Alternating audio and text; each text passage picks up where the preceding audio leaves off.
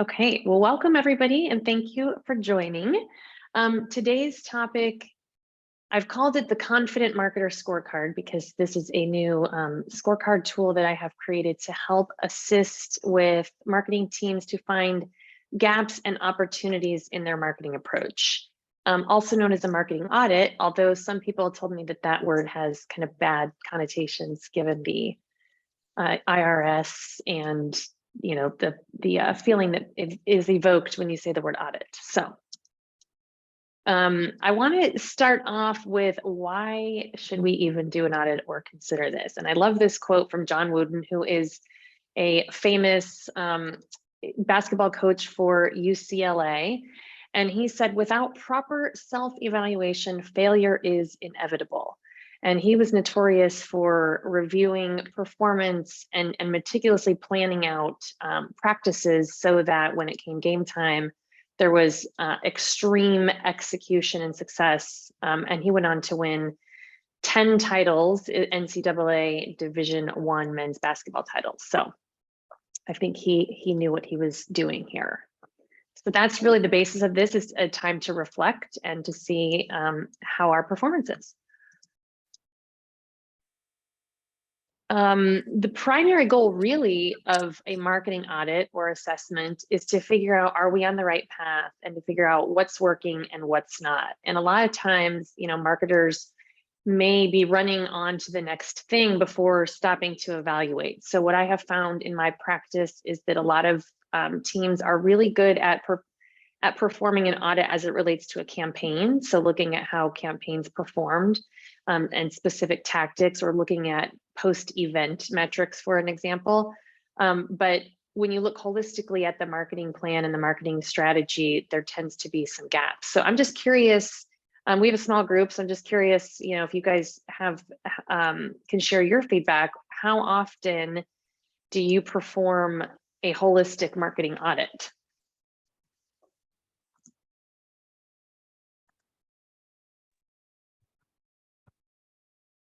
So Stacey, Rob, I'll step up. So we do annual planning, and part of that process is an audit of prior year and then strategically for the year coming ahead. I tend to try and check in, if I'm looking at 2023, be thinking about that in May, roughly, of 2022. So okay. That's largely how we do it at an annual level. And that's, like you said, it's kind of very backward looking in terms of how we performed. And of course, we could check in quarterly and so forth too. All right, good. What about anybody else? Isik?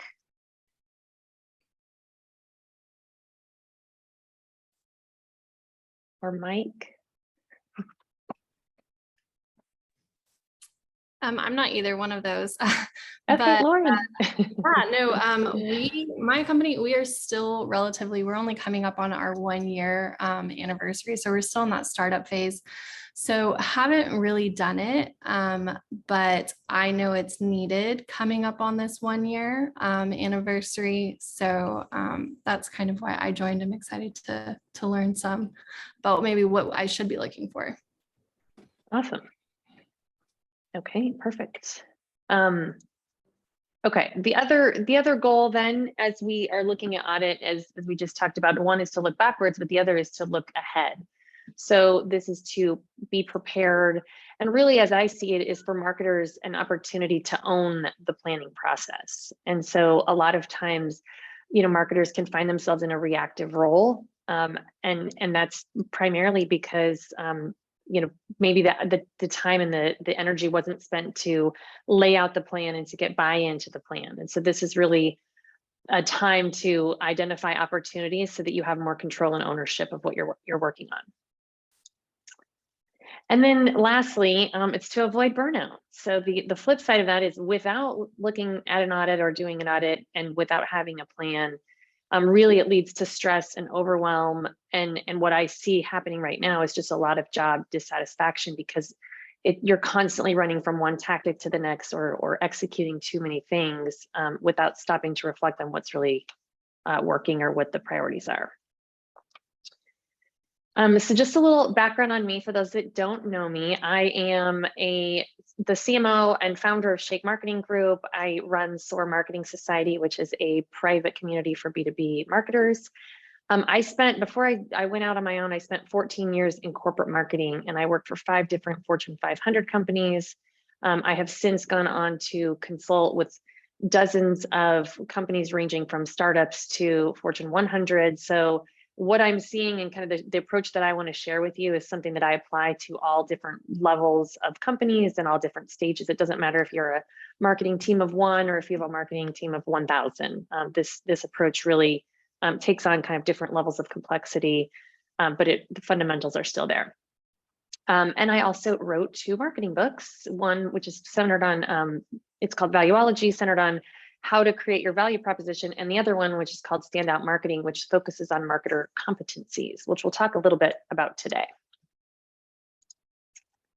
So the question of when to do an audit arises, and there's really kind of 3 scenarios that I think are typical of when this approach makes sense. So the first is when you are potentially starting a new job. So a lot of, whether you have come on into a new role or are taking on a new role within the company, or maybe you have a new leader, a new marketing leader, or a new C-level leader. So this is a good time to then evaluate what's been done and the performance and looking for opportunities. The second that I see is typically when there is a designated approach to coming up with a new strategy, whether that's launching a new product, launching into a new market, or launching into a new customer segment. It's a really good time to take on this approach. And then third, I think as Robert mentioned, is kind of during that annual planning process. So, looking especially around budgeting season and making sure that you have your annual plan and your budget in place. And this kind of part 2 of this is what I'll say is a lot of times I find that marketers, especially who are wanting to get promoted or looking to a path of career growth, this is also another opportunity to do some self-reflection and to make sure that you're on the right path for that. Anything else that you guys would add, or times that you see wanting to dive deeper into marketing performance?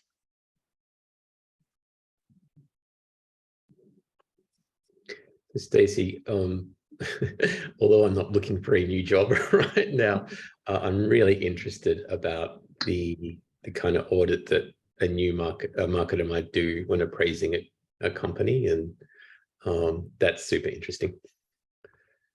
Yeah, I think that brings up a really good point. I see a lot of, especially posts on LinkedIn about, and I have had personal conversations with marketers who have started a new job and they were maybe promised something in a job description that made it sound like the company was fully marketing driven. And then in fact, when they got in there, that was not the case. And so that's a very frustrating situation to be in. And I think we're going to dive a little bit into that, kind of the leadership aspect. It is culturally driven, right? And how are people communicating the value of marketing, right? And what they actually believe versus what they're telling you. Okay, so when I go through the audit, I typically look at kind of four key areas. We're going to focus a little bit. I'm going to go deep on 2 of these today, and then I'm going to share with you guys a link to a scorecard that I created that you can go through an assessment on your own and figure out kind of where you stack up for all 4 of these areas. But just given the time, we don't have extreme time to go into every area deeply. So the 4 areas are mindset. So I love this one because, we think of what can you control as your own self and as a marketer. This has to do with your current belief system, how you're driving a marketing approach within your company, and then focusing on your own skills and competency development. That is fully within your control, which is why I included on this marketing audit, because the team really makes up and drives the success of the marketing function. The second is planning, which is doing all of the foundational work to make the marketing execution a success. What I have found, especially in startups or scaling companies, is that there's an impatience for execution, and everybody kind of wants to skip through steps and get straight to the execution. And that ultimately leaves marketers really frustrated because they don't necessarily know why things aren't working. The executive team doesn't know why things aren't working. So when I am brought in to do an audit at a company, I always, dive deep into the planning aspect because there's a lot that can be done there. Execution, which is focusing on the right activities and priorities to drive business growth, and also how you're measuring this and reevaluating your progress. So like I mentioned earlier, campaign management, a lot of companies are doing, but this is now kind of looking more high level. Do we have really the right execution resources in place? How are we performing by channel and by tactic? And do we have the focus on the right things? And then finally, leadership. So this is, marketers' ability to do internal marketing and to communicate the value of marketing, to share marketing dashboards, going back to that cultural piece, to drive kind of that marketing approach throughout the organization. So today I want to dive a little bit deeper into kind of the first one, mindset, because this is, like I said, something everybody can start doing today. And then the planning framework. This is all based on what I'm calling the Confident Marketer Playbook, which after creating literally hundreds of marketing plans and executing for numerous companies, there's really 9 steps that I have figured out that it takes to kind of to put together an effective marketing strategy and plan. And so all of the audit and the scorecard is really based around these 9 areas. Okay, so marketing health check number 1, mindset. So the question is, what does it take to be a great marketer? The first is customer focused. So ask yourself, and this is kind of your own self-evaluation and self-reflection, are you driving a customer focused approach internally? So a couple of things that you could look at are, do you say yes and start executing things without first putting yourself in the customer's shoes and saying, is this something our customers really want? Is this something they've said that they need? What proof do we have that this is going to be useful to customers? A lot of times what I find is that companies get into this execution mindset because they saw a competitor do something, or they read about it somewhere and an executive had a great idea and they want to go start executing. So this is a way to stop and pause and to make sure that you're constantly being the voice of the customer internally and making sure that you're not just executing things without sort of that lens and filter first. The second mindset approach, and some of this kind of goes a little bit into the cultural piece, but it's not being afraid to experiment. So rarely, have I ever seen a silver bullet, and everybody's looking for the silver bullet or the shortcut to marketing success. But there is no one playbook that works for everybody. And so companies need to adopt the mindset of experimentation. So as a marketer, what that means is recommending pilot projects and positioning new campaigns or new ideas as an experiment, that, hey, we're going to do this. We're going to take a small subset of customers to try this with, and then we're going to see if it works. And if it does, then we can go all in and build out resources there. If it doesn't, then we haven't really lost much except for, maybe some time. So this is an experimental approach.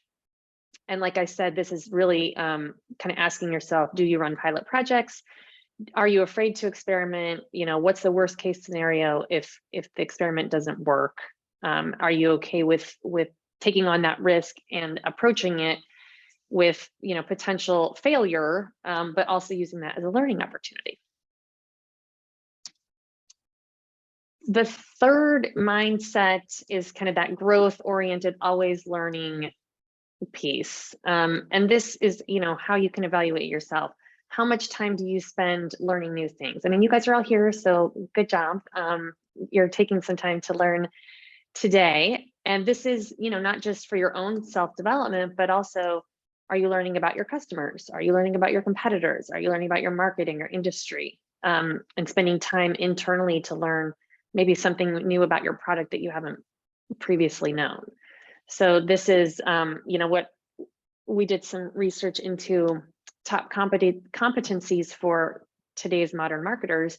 And one of them that was loud and clear is the ability to focus on learning. And so a lot of the companies that we talked to in the research said, we have a budget for our employees to learn, but rarely do I get asked by my marketing team to go spend that budget.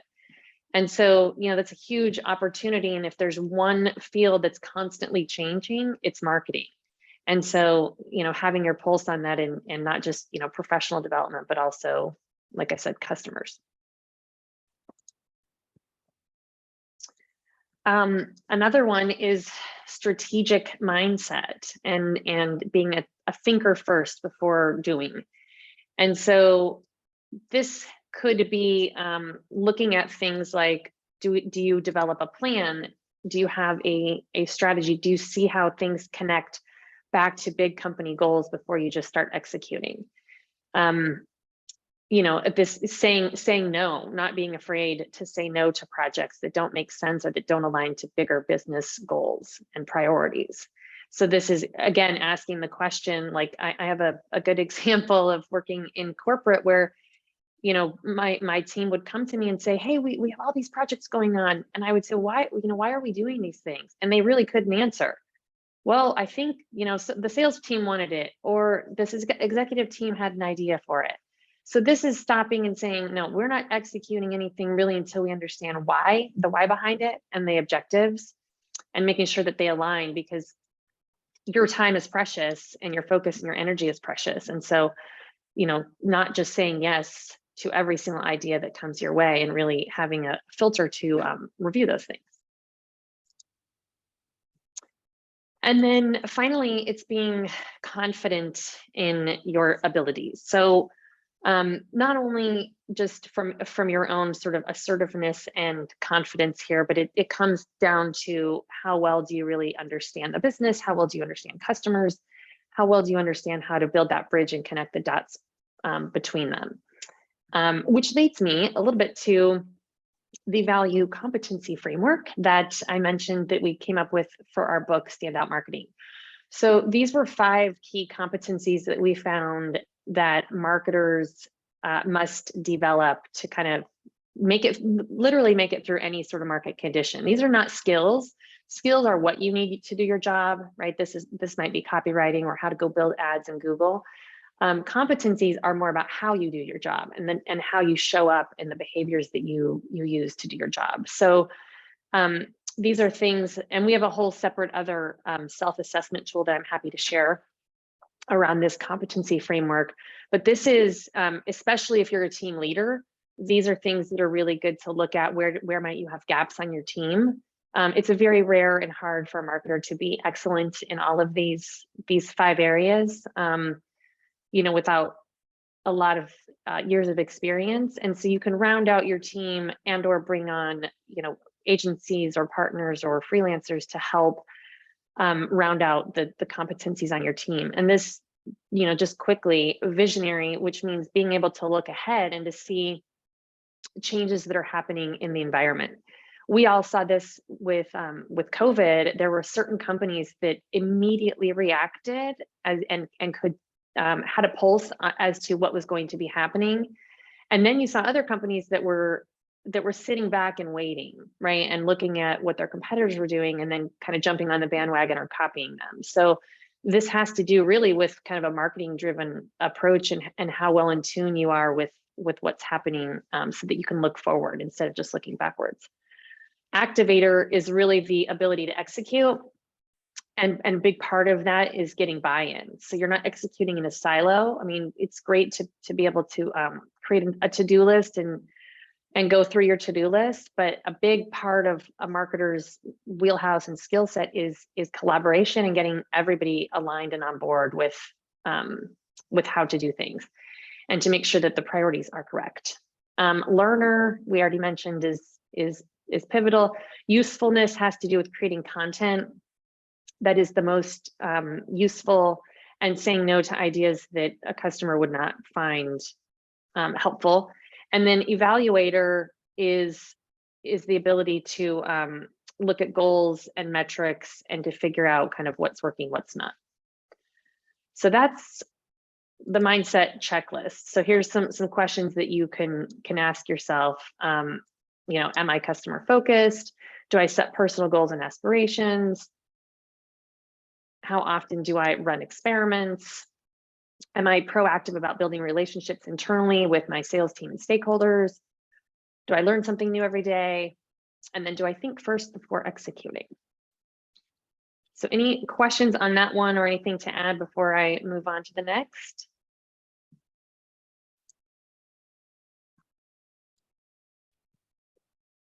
Okay. Okay, so health check number 2 is, do you have a plan? This stat comes from CoSchedule that 40% of marketers do not have a documented marketing plan, which is pretty high. So I'm just curious on this call, do you guys fall into that 40%, or do you have a documented or somewhat documented marketing plan?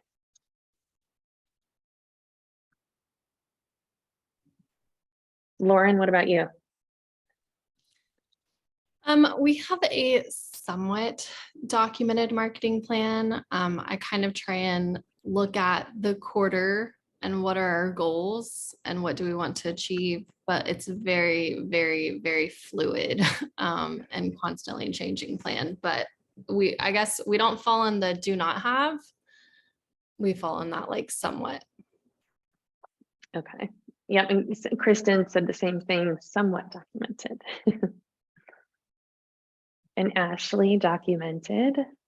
Yes, I mean, and this is, being agile, having a plan and being agile and being able to make adjustments is key. But I love this other stat. Why would we even need a plan? Proactive planners are 3 times more likely to report success. So it goes back to the critical role of getting buy-in and making sure that you have the resources that you need to really be successful and to get everybody aligned so that you're not constantly going back and forth and changing your mind, halfway through.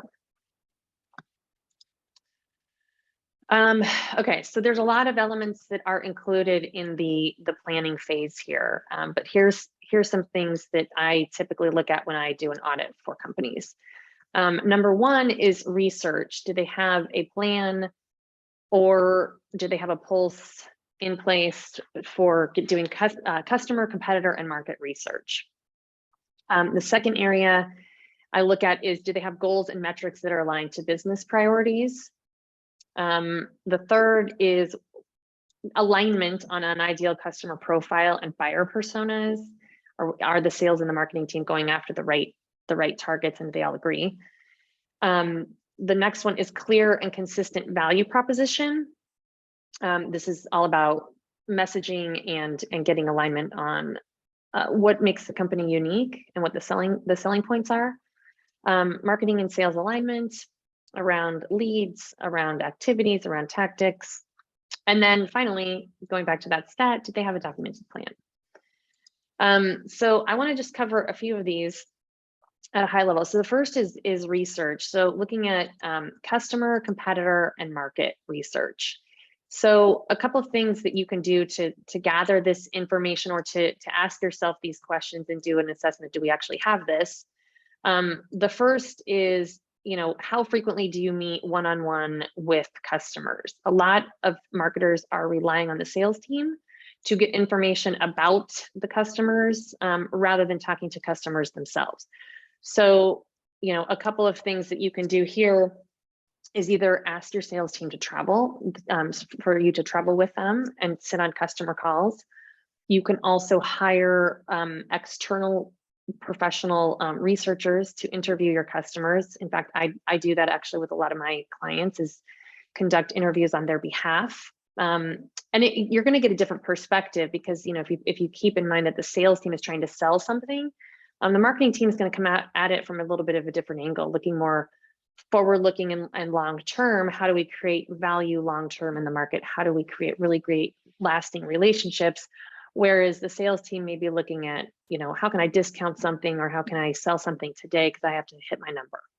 So being able to to talk directly with your customers. And here's, the question is like, how frequently do I do this? Do I actually, do we have a plan and a process to get information from customers?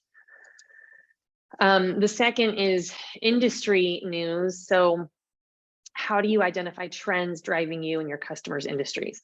So do you subscribe to industry publications or Google alerts? Do you attend events or webinars that are focused on, forward-looking trends happening within your industry? Marketers really are expected to know this. A great way that I have found is to meet with the product team who typically has a forward-looking view, and as they're developing their product roadmap, especially in product-driven companies, this is something they usually have a really good pulse on this and can help guide you as to the really great sources of information there. And then finally, competitive analysis. So there's some ongoing debate on how necessary is a competitive analysis, but I would say marketers for sure need to know who the top 3 competitors are that their clients or customers are considering. And the reason for that is, we did some research based on sea of sameness, and what we found is there is like a copy paste mentality happening within industries. Oh, it works for them, I'm going to go copy paste the tactic or the channel or the wording, the value proposition. And this is a great way as a marketer to say, we can't say that because our competitors are saying the same thing, or we need to have a slightly different or better way to do things. Because if you put yourself, again, going back to being customer focused, your customers are reviewing a lot of information, not just from your company. And so if you stack it all out on a desk and look at all the things that they're reviewing, you might find that there's an opportunity to get smarter, and that you're contributing to the sea of sameness, or you might identify some opportunities to stand out and to really go all in with that approach.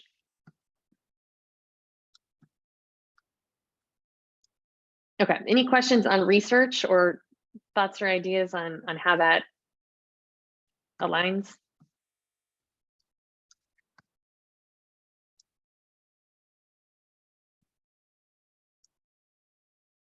Okay. All right, the next area is goals.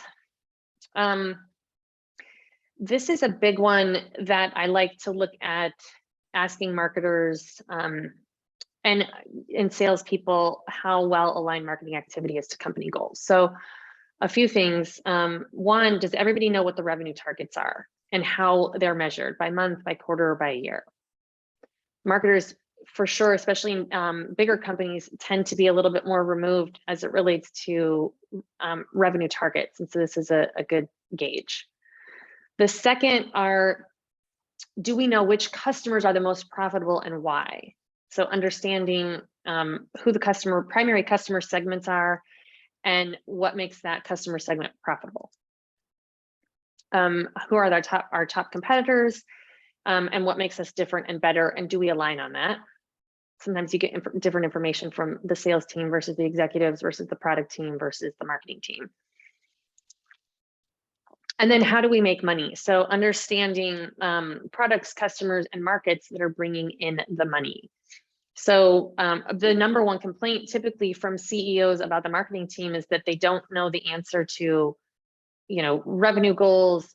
They don't know what customers are the most profitable, and they don't necessarily know how the company is making money and how they're measuring success or performance.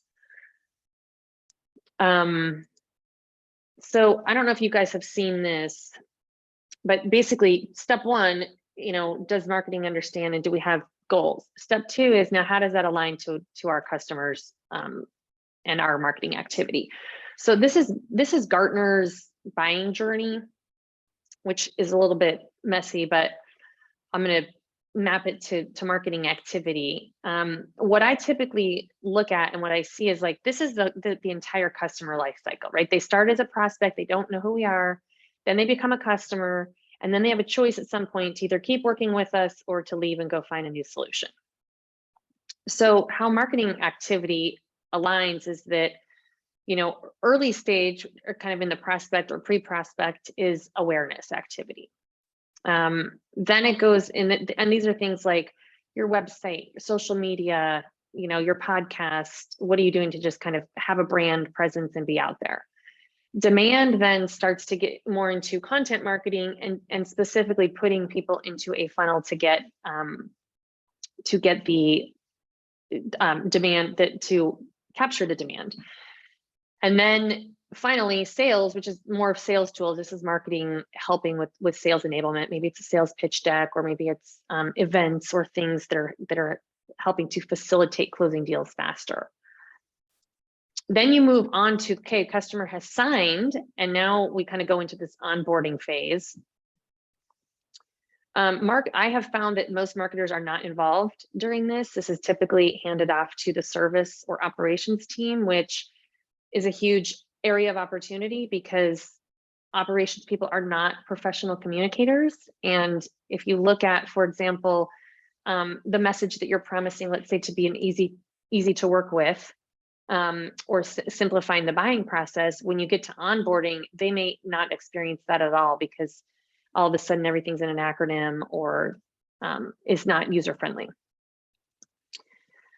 Upsell, cross-sell is another opportunity, kind of, as you see here, kind of in the grow. Once they continue to work with you, well, what else can you sell them? What could you upsell them on, or what could you continue to, maybe you can work in different departments, or you have multiple product lines. And then finally, you have retention, just getting them to renew. And then that leads to, what Gartner doesn't really have on their map here is customer loyalty, which could result in referrals. So what I like to look at from a marketing audit standpoint is, do we have any gaps? Where is the majority of our marketing budget and energy being spent right now? And what I found is that most organizations tend to think of marketing in the front end part of the cycle. Marketing is going to help with buying, awareness, demand, and maybe some sales tools. Marketing is generally not involved as it relates to ongoing customer communication, ongoing education, and potential cross-sell or upsell, or kind of that land and expand approach into working with accounts and getting into other departments or other product lines. Similarly, unless it's like a smaller company or service-based, a lot of companies don't ask for referrals, and they're kind of disconnected from that loyalty loop and what would make somebody loyal. So curious, I guess, from this group, like, what do you guys think? Do you see this in your company? Just sort of at a high level, looking at this, like, where would you say the majority of your marketing energy and budget is spent?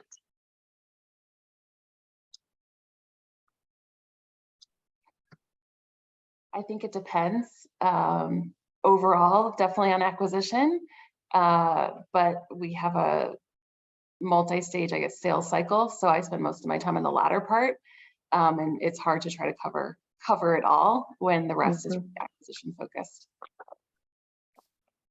Yep. Yeah, ditto. Yeah. And are you guys sell product versus service? Product and services, kind of both solutions. Okay.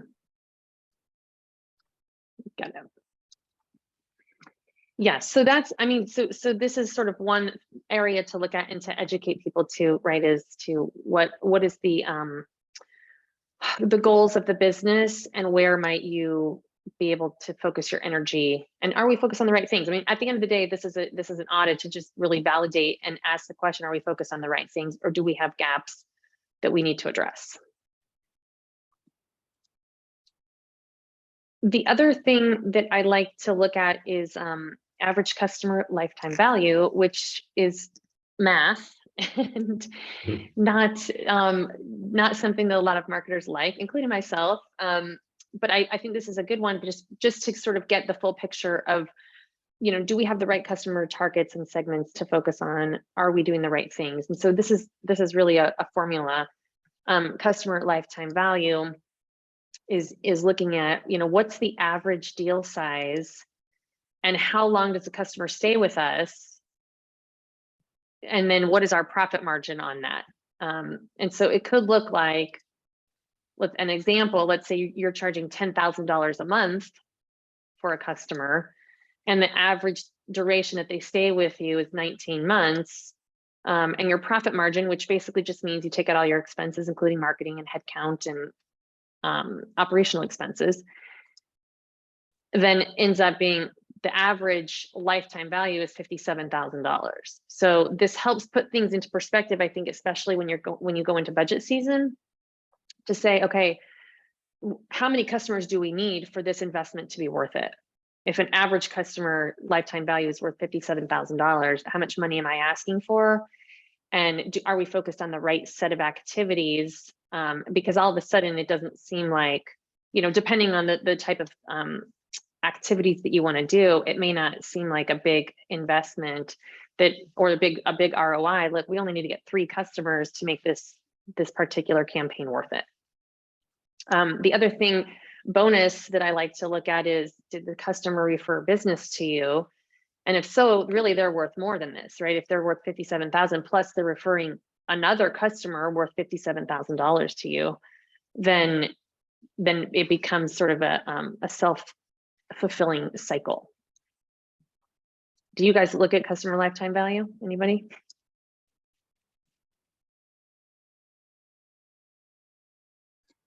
No. Would like to, but no.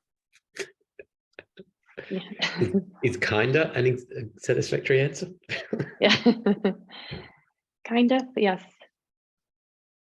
Yeah, no, I think it's just an opportunity, right, to help sort of explain marketing in terms that the business can understand. A lot of times, it might be hard to get your hands on the data, but it is worth it to try it.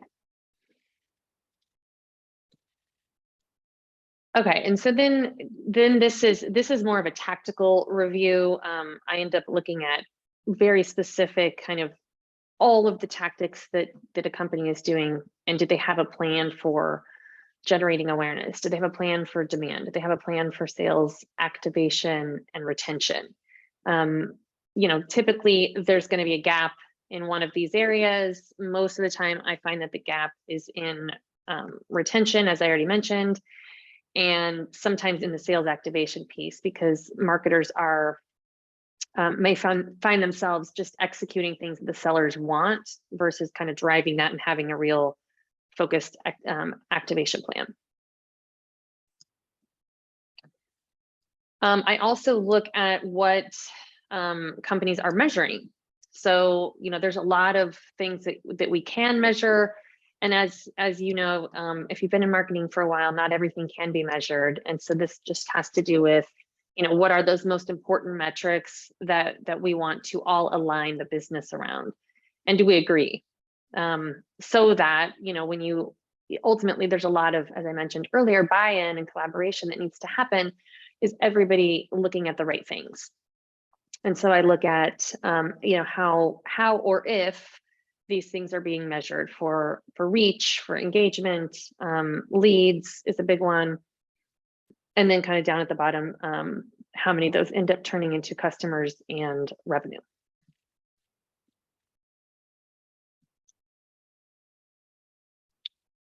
Finally, this is like a little, worksheet that identifies kind of what are the big goals from a business standpoint. What are the KPIs that are specific to that, and then what actions does the marketing team have, and then how might they measure that over time? So this is really just a way to think of, okay, before we start to go execute something, do we have all the answers? A lot of people want to start with, let's start with the action category. Let's just go do some paid ads. And then it's like, well, wait a minute, how does that map back to a goal? Do we have a specific KPI that we're trying to hit? And then how are we going to measure it? So this is just really more of a framework for everybody to use as you think through new business or new marketing ideas. Do you guys use something like this?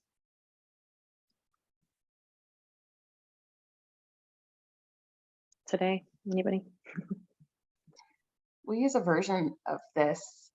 I just think sometimes it can be challenging to bring the thinking to goals and KPIs versus just activity, as you've been talking about, especially across non-marketing stakeholders.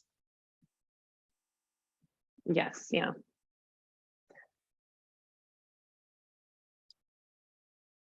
Okay, let me see what time it is. We have a few more minutes, so I'll keep walking through this. I look at, another thing I look at is customer segments and kind of ideal customer profile. Is everybody aligned to the right things? And sorry, the right set of customers. And so the typically what I have found in this, so the question that I ask is, do we have an ideal customer profile? And on some regards, you'll get an answer of yes. Okay, well, what is it? And you'll get a very detailed explanation from some people. And then other parts of the business will say, no, I have no idea. We just kind of go after everybody. So there might be a communication gap. An ideal customer profile might exist, which basically just says we are making a concentrated effort to go after companies of this size, located in these following areas. Here's the industries that we're really well aligned to. And then, maturity could be stage of business. Maybe that's scaling companies or startups, sophistication level of their IT staff, for example, or maybe even equipment, the type of equipment they have. And so they're, number one, do they have an ideal customer profile? And number two, does everybody know what it is and do they agree? So there's kind of two things that I would look at there. And so this is a good exercise from a marketing standpoint, is just to ask. You can even just ask your sales team, who would you say our ideal customer profile is, and see if you get consistency in the answers, because that's really what you're looking at, is to make sure that it's consistent. The other thing I look at, and we could have a whole separate webinar on this topic alone, which is value proposition, but just kind of, I'll go at a very high level. A value proposition is really just a promise of value that will be delivered in the future. And especially for B2B, a value proposition has to kind of hit two things. One, what is the promise that the solution makes from a business standpoint? Does it align from a business and make sense for the company? And then two, does it make sense for the individual performing that job? So as an example, this would be, we have a solution that's perfect for healthcare companies.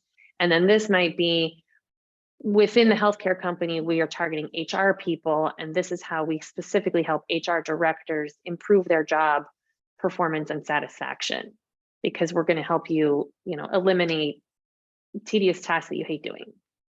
So the value proposition for B2B has to really hit both of those things. Otherwise, the company's not buying it. So what I look at, for the value proposition is just very high level. Does it hit a pain point? Is the pain point obvious? Is it obvious what their unique value is versus a competitor? Or is everybody saying the same thing? And then are they talking to a specific person within that company? A lot of times, especially if you start then multiplying this across multiple tactics and channels, the value proposition gets really watered down. And then you have a sales team on top of that who are also saying their own thing. And so this is really a magical way to kind of try to get everybody aligned on, look, these are the business issues that we solve. Here's how we do it. Here's the industry focus that we have and the proposition that we have for that industry. And then here's the specific job functions that we are able to solve for. So we call this the value stack. And I work with companies really to develop the value stack.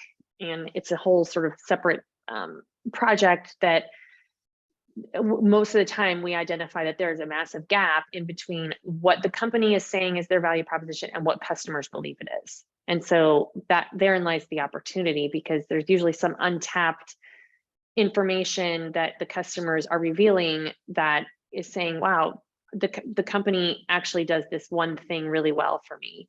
And then you have companies on the other side that are talking about product features, right? Or something that's maybe not aligned to what the customer thinks. So this is another kind of big area that I look for, is the value stack. And ultimately, we talked about kind of what is the purpose of all of this, and it's to help prioritize and to make decisions for your future marketing, so that it's aligned not only to your strengths, but your company's strengths, and that you're having joy in your job. So with that, I have multiple deep dive, again, like I mentioned, for the Confident Marketer Playbook, but I want to invite you guys to the scorecard. I'm going to put the link in the chat here so that you can go through the other two areas on your own, which were execution and what does your execution plan look like, and then leadership, which a big element of the leadership is building relationships internally, and how do you show up and present your marketing dashboard, and can you communicate the value of marketing internally. So I would love for you guys to go through the scorecard if you're interested, and like I said, you'll get immediate results and some additional feedback on whether or not you need to improve. Oops, sorry. And then for those that are interested, we are launching a brand new program, the Confident Marketer Playbook, which is really a hands-on training program. It's step-by-step guidance with one-on-one feedback and coaching for marketers to kind of up-level their skills. So again, I've kind of just seen a trend happening that a lot of marketers are kind of skipping steps and missing out in their in how they build their entire strategy and plan. And I end up getting phone calls from the CEO or others that are frustrated with the marketing team. And so really, I want to do my part to help educate future marketing leaders, whether that's you or somebody on your team, and kind of get them to that next level so that they really understand how to represent the function and to bring value and satisfaction to their role. So I invite you to reach out if that's interesting. I have a website that can share, we can share more information about as well. And then finally, if we're not connected on LinkedIn, please reach out and connect with me on LinkedIn. There's my email address. I'm also on Twitter. And then part of SOAR Marketing Society is dedicated to B2B marketers, and it's exclusive, it's free, and online. So we invite you to join us there as well. So with that, I will open it up for questions.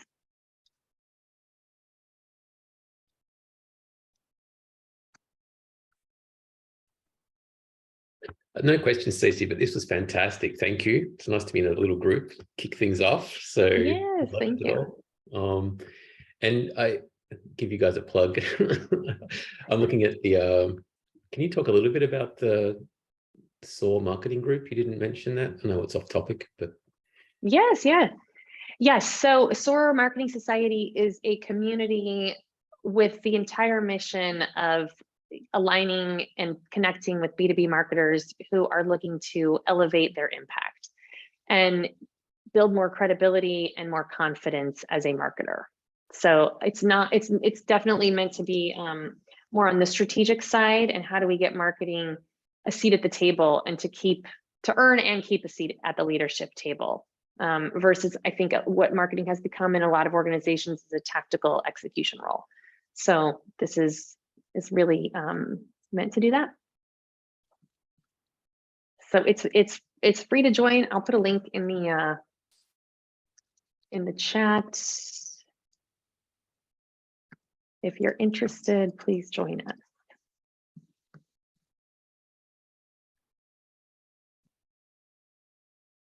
And I will, I don't know if I have everybody's contact information, but I will, if you fill out the scorecard, I'll send a recap of our replay today, or I'll post it within SOAR Marketing Society as well.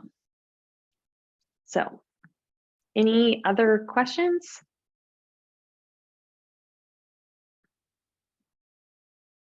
Okay, well, thank you guys for joining. It was lovely to meet everybody and to have your participation. Have a great day.